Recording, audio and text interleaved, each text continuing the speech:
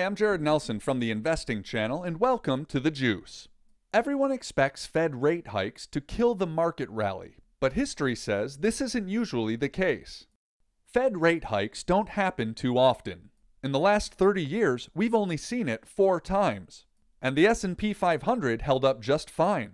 If you go back in history, markets rarely turn lower under rate increase cycles.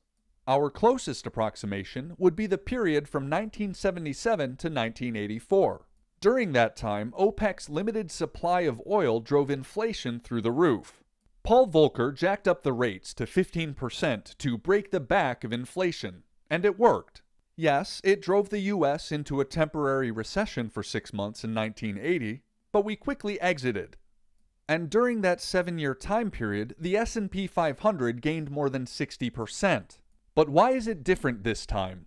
Well, to start with, we haven't entered the rate hike cycle yet. And there isn't a lot of studies on what happens leading up to a rate hike cycle, mainly because the Fed didn't know it would hike rates until it did. And that makes our current situation unique.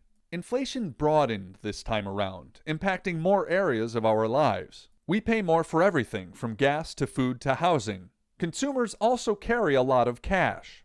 Here we can see household assets, liabilities, and net worth as a percentage of disposable personal income.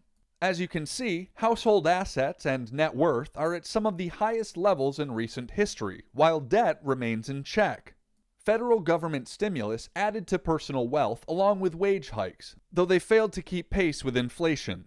Still, that means consumers won't be hurt by higher interest rates until they burn through their cash. That could force the Fed to send rates much higher than markets priced in. The bottom line is this.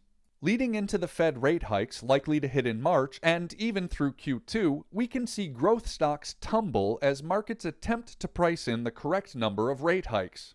That makes high growth names in the Nasdaq 100 less appealing, and those in value ETFs such as the Invesco S&P 500 Revenue ETF, iShares MSCI USA Value Factor ETF, and Vanguard Russell 1000 Value Index Fund ETF more valuable for the moment.